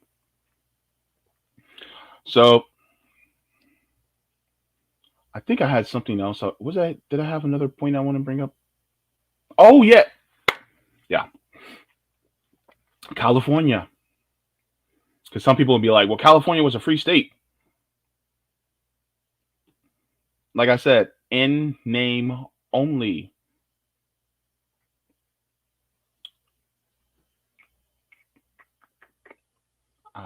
Here we go. All right. So 1, 2, 3. All right. The little known story of how slavery infiltrated California and the American West. Because the history of American slavery generally conjures a set of familiar images: sprawling plantations with cotton, gangs of enslaved African Americans stooped low over the fields, bullwhips cracking in the summer heat. It's a strictly Southern story, or so we're told. But that narrative misses a huge swath of the North American map and a crucial chapter in U.S. history. American slavery wasn't confined to the cotton fields and sugar plantations of the South. By the mid 19th century, it had reached the western end of the continent. Human bondage had already been outlawed in California for 2 years when Robert Givens, a gold prospector and rancher, began planning to bring back a slave named Patrick into the state from Kentucky in 1852. Givens understood California's anti slavery law, but wasn't concerned. Send Patrick west anyway, he urged his father, a Kentucky slaveholder. When he gets in, Givens wrote in the letter, he resides at the University of California, Berkeley. I should like to see anyone get him out. Givens' confidence was justified. Perhaps as many 1,500 enslaved African Americans were forcibly transported to California between 1849 and 1861. Hundreds arrived before the state's constitutional ban on slavery went into effect in 1850, but many others came after. California, as Given realized, was a free state in name only.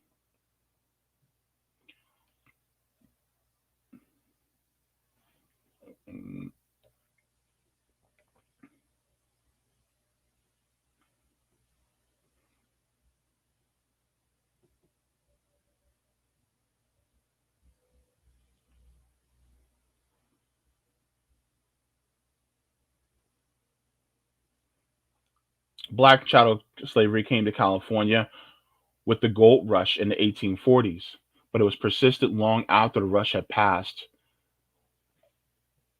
Through the most of the 1850s, enslaved African Americans have been found working in the gold fields and domestic spaces in California. They toil alongside thousands of captive Native Americans. This was despite the state's constitution. Let me ask you guys if this sounds familiar. It says neither slavery nor involuntary servitude, except for the punishment of crimes, shall ever be tolerated in this state. Meaning, slavery was never truly abolished in California either. It was never truly abolished.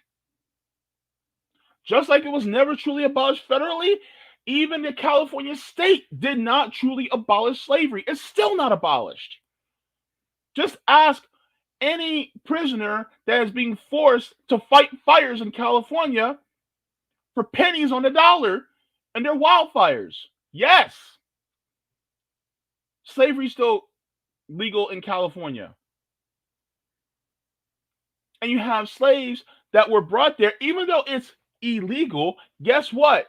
The politicians, the lawmakers turned their face the other way while they brought in slaves to actually work during the gold rush, producing millions upon millions of dollars in gold just to make these slave masters rich.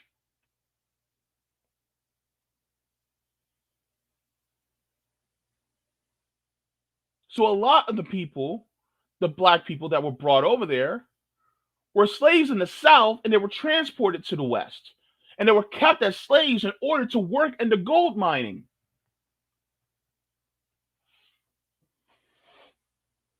And California didn't really enforce their anti-slavery law. What good is a law if you don't enforce it? Reminder, the antitrust laws that we have in this country, they could be enforced. We wouldn't have all these big-ass monopolies everywhere. But guess what? They're not enforced. Not like they should be. So what good is it if it doesn't get enforced, right? What good is it? Therefore, if it's not being enforced, who does that fall under blame? It falls under blame of the state.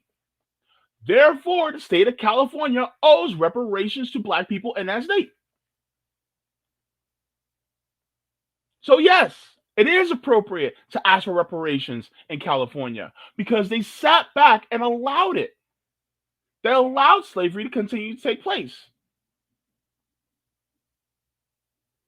So when people say, "Oh, well, there was a free state," well, only on paper. That's like a parent. Let me get this thing down. Get off me. That's like a parent going, "If you do that one more time, I'm gonna count to 3, and if you do it again, I'm gonna punish you." Right? Then they go 1, 2, but they don't do anything. 1, 2, they don't do anything. They still don't do anything. Guess what? If the child keeps doing it, whose fault is it? If the parents are not correcting that child, whose fault is it? It's the fault of the parent. It's the fault of the authority. The authority, which was the state, was supposed to make sure that slavery did not continue. And yet it did. Nothing to see here. There's slavery. Oh no, we are a free state. We have anti-slavery laws.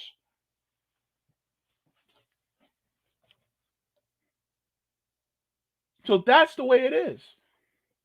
That's why it is proper to ask for reparations from California, as well as the other Western states, because they did the same thing. They looked the other way.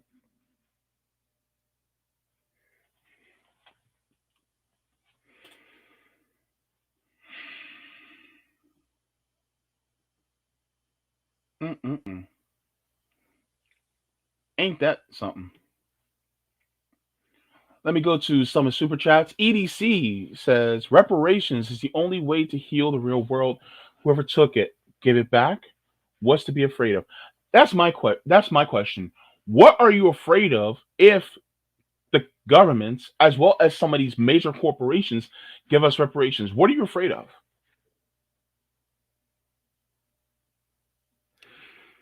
If I were of a lighter hue,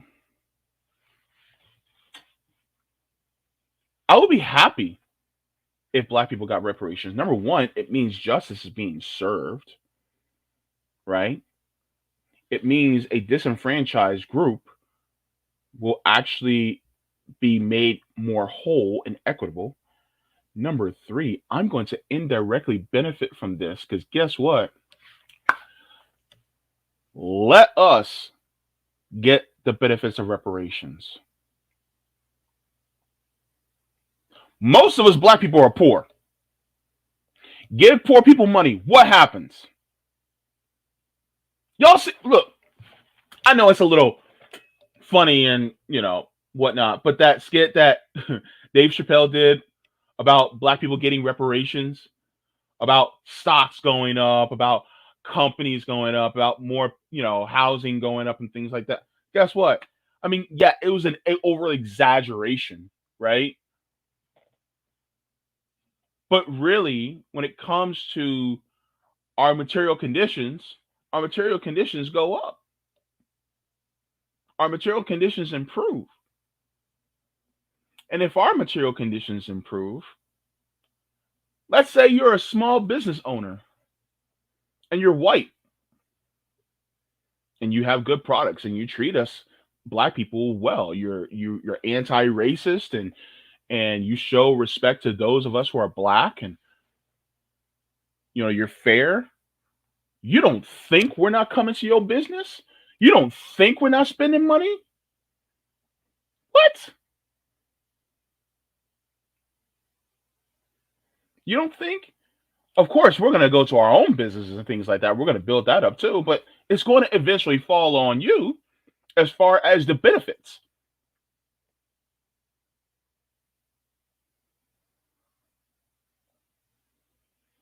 So, yeah. So I honestly don't see anything to be afraid of. There's nothing really to be afraid of. Thank you for that, EDC. I wanted to come back to that. Neil's algorithm, thank you so much for the super chat. Love you, Jay. We will always fight for reparations. Hey, guys, 2 away from the first 100. Thank you for 100, number 100 in the post. Love you, comrades. Thank you so much for that. Michael's Pen says a debt is owed and cash reparations are needed. BI. Yeah. Thank you so much for that as well.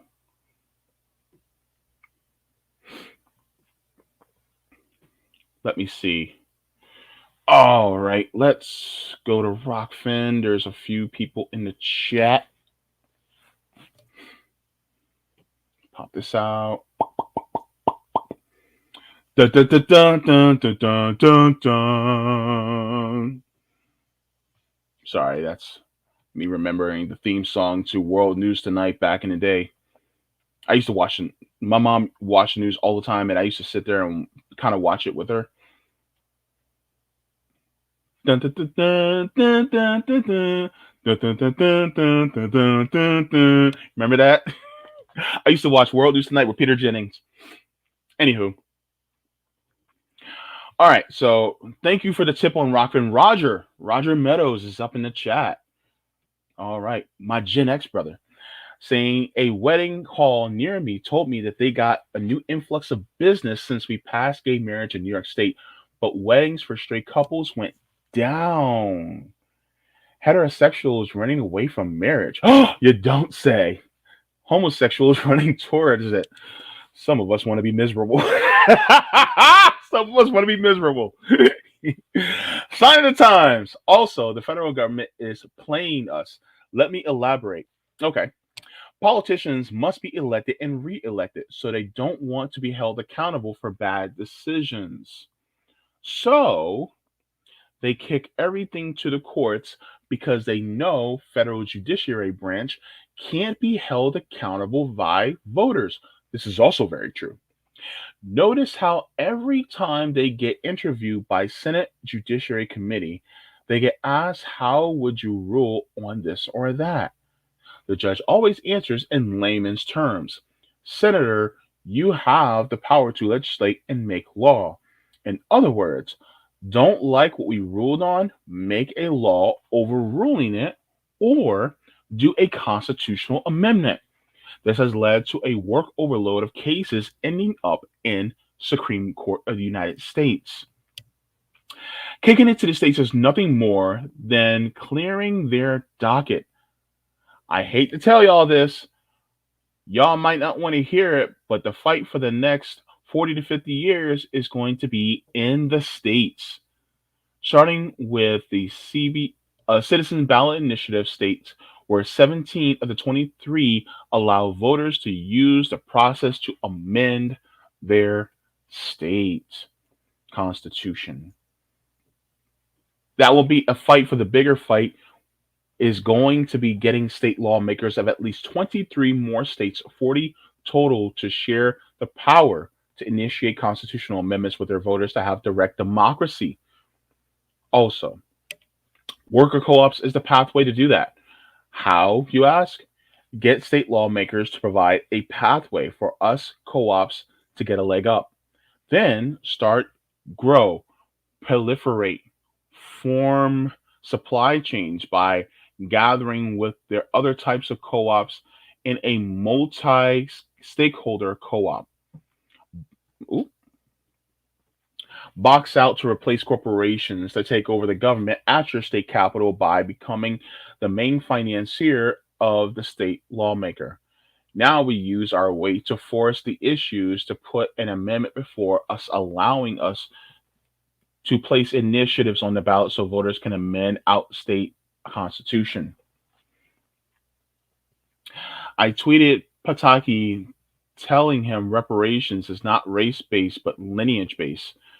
Camilla Moore, who's a legal scholar, said it must be done this way because if you base it on race, it will be struck down in court because it violates the 14th Amendment.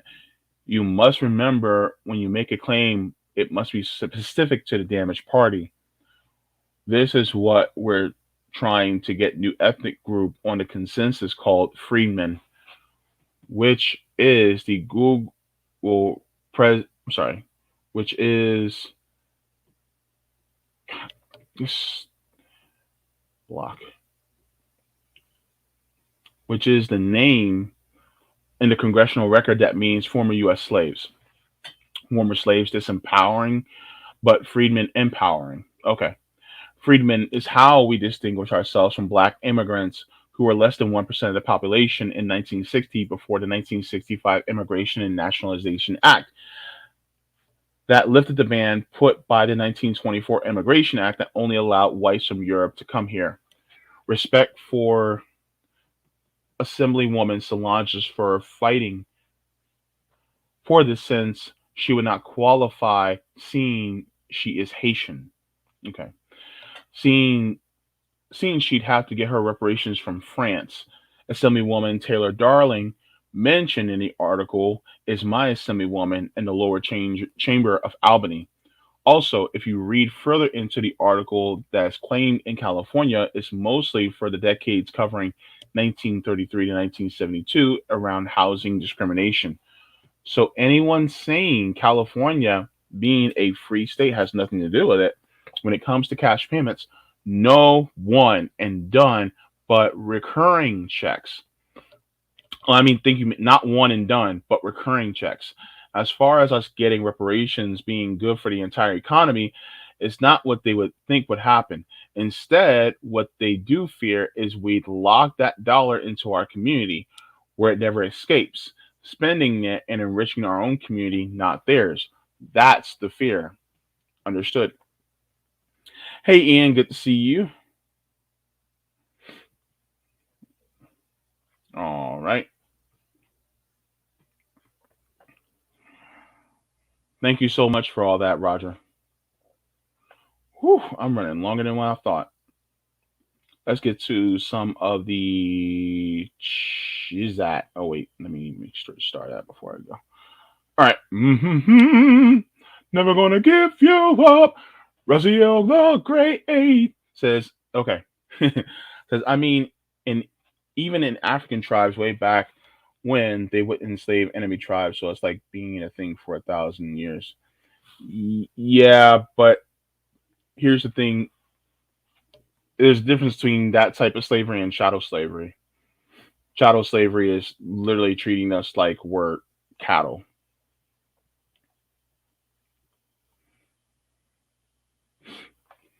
JB's trying to get the PMCs to get on board. Look, they don't really have to be on board, but you know. Yep, says of a lighter hue is also incredibly broke. Literally one missed rent payment or some kind of emergency away from being homeless. Social Security benefits do not pay enough and to have a life. That's true. I'm also on Social Security benefits as well. She's Black saying they better be glad we're not seeking true revenge. Yeah. Yeah.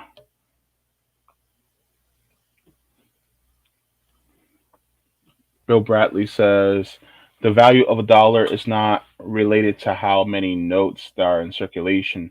We increase defense spending every year, but it does not cause hyperinflation every year. That's also true. Thank you very much for that.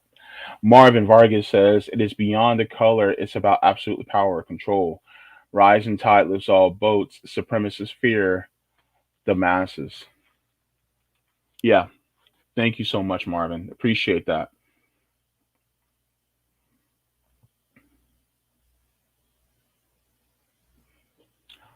Bill says the issue of reparations is not really how to pay, it is about legislative branches passing it and the courts letting those laws stand under the strict scrutiny standard.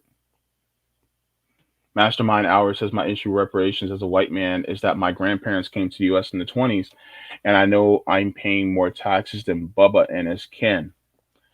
Here's the thing, though. If you look at it from a standpoint of of paying taxes to the government as how the government actually funds itself. First of all, the government actually doesn't fund itself that way. Um, I can say this confidently because back in March of 2020, the United States actually appropriated $4 trillion to pop up the stock market during basically the COVID crash. That being said, that money really went came out of nowhere. So if they can take $4 trillion and prop up the stock market, don't you think they can take a couple trillion and give us reparations? They could. They could very well could. So yeah. Also, some of those reparations also need to come for the corporations and the companies that were also profiting off us back in the day.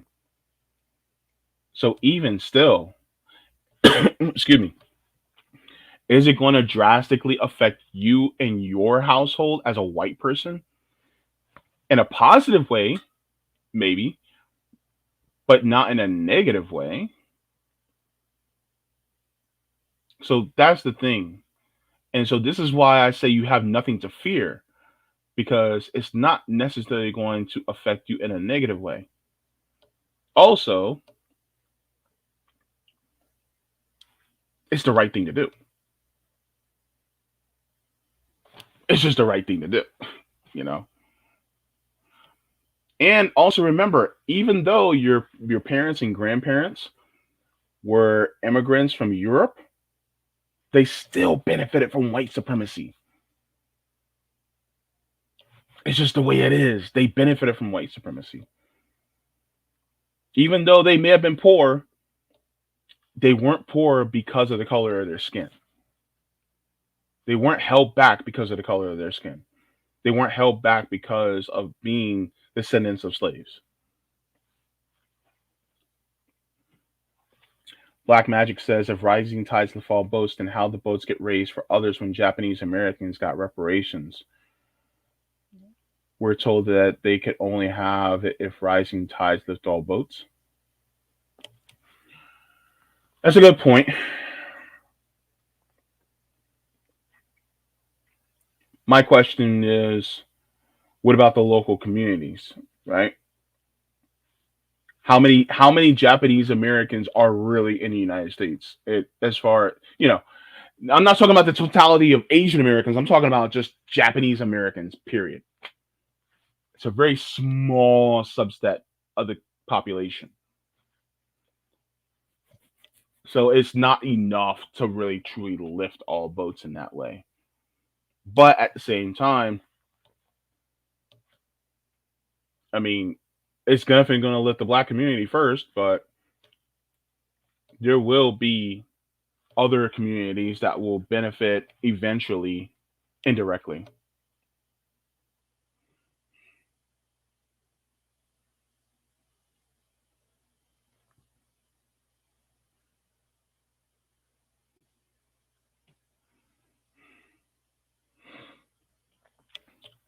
Torfin says most of those plantations still exist, and the descendants of slave owners still benefit from that slave labor. Tax them to pay off reparations. That's actually not a bad idea.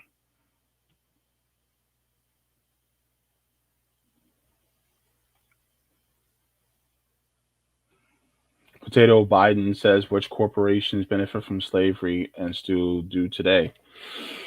Let's go to the prison industrial complex. That is legalized slavery, so you can start off with there. You can start off also with states that also benefited from slavery. In fact, hold up, wait a minute.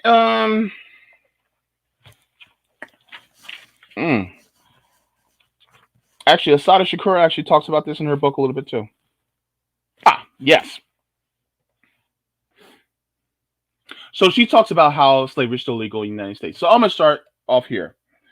It says she reads the Constitution's the 13th Amendment in the Constitution. She said, well, that explains a lot of things. That explains why jails and prison all over the country are filled with the brim with black and third world people.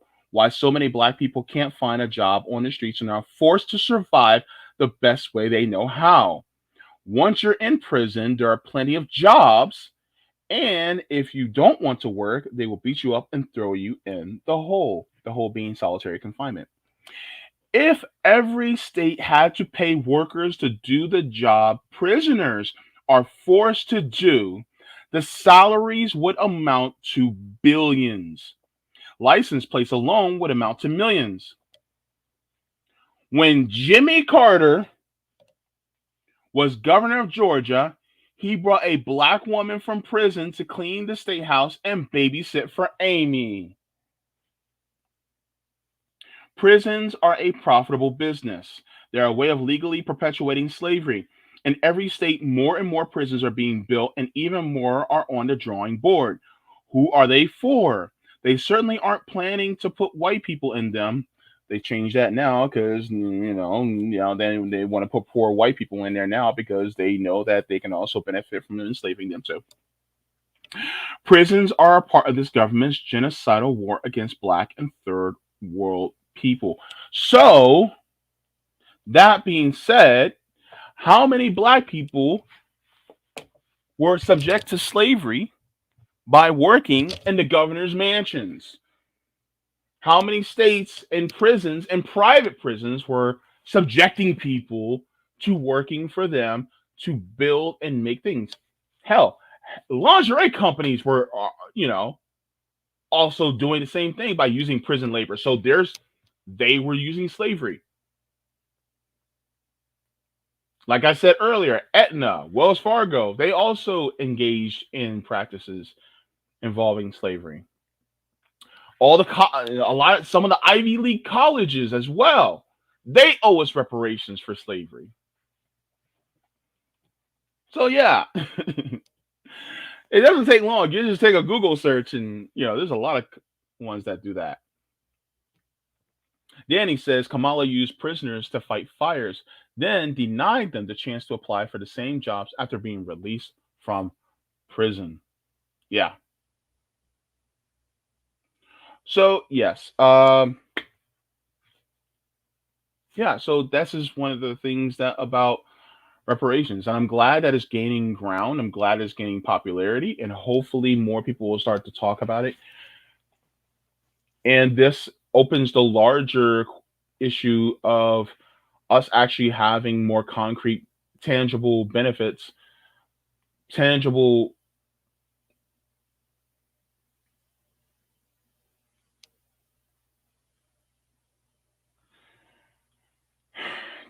things that are necessary for us to not only survive but thrive in this country. So yeah, that's what this is about. Ultimately, the sins of the past, they have to be rectified. And that's what this is part of. This is part of a rectification of the sins of the past, the sins of colonialism, imperialism, and capitalism. So that's what this is about.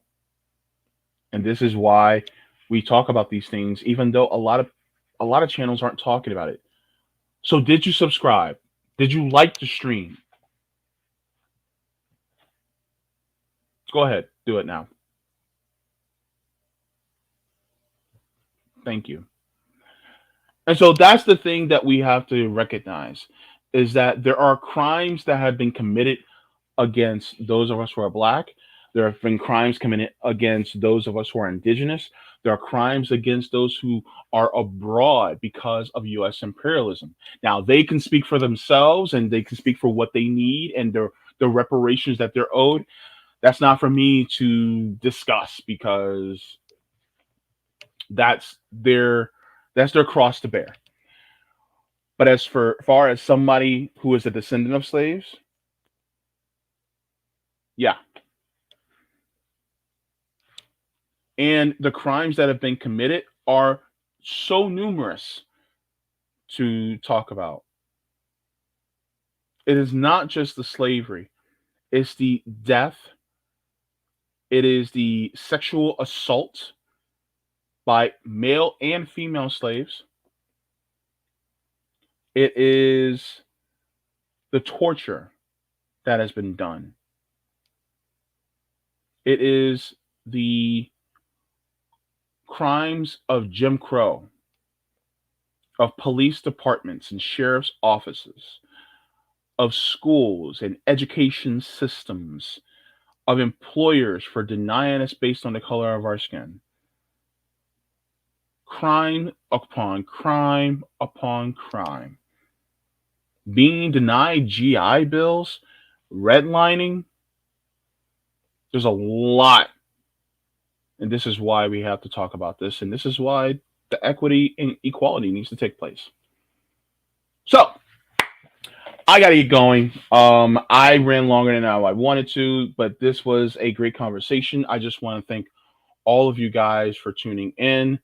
Let me check to see if there's any more comments on Rockfin.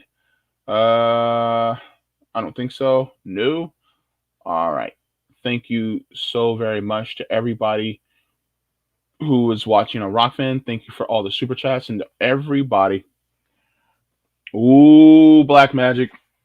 I forgot. Thank you for reminding me. Slavery does not include the medical apartheid that has and is happening, including the Tuskegee experiments, including the medical apartheid that happened in all the experimentation that was done upon us, among many other things. So that's a lot. So that, yeah. But anyway, thank you all so very much for tuning in. Thank you so very much for the patrons on Patreon, as well as those of us who, you give any type of mutual aid towards. Be sure to also subscribe to our Substack for when we go live, because you guys can also see those live as well. Love to all of you. Go to Sabby's channel right now. All 170 of y'all, go over to Sabby's channel, because I think she's live right now. Go over there. And then I want you guys to see me on my channel this evening, where I will be talking to Indigo Let from Socialist Trans Initiative. We're going to be talking, and that is going to be a very great conversation. What I'm going to do before I do that, before I go, is here's a link to my channel so that you guys are subscribed and catch that as well. So thank you guys so much. Also, the link to my channel is also in the description below as well. Anywho, water your plants, water yourselves, leave the world better than you found it. Love every single one of y'all. Y'all beautiful people. And forehead kisses. Ah, yeah.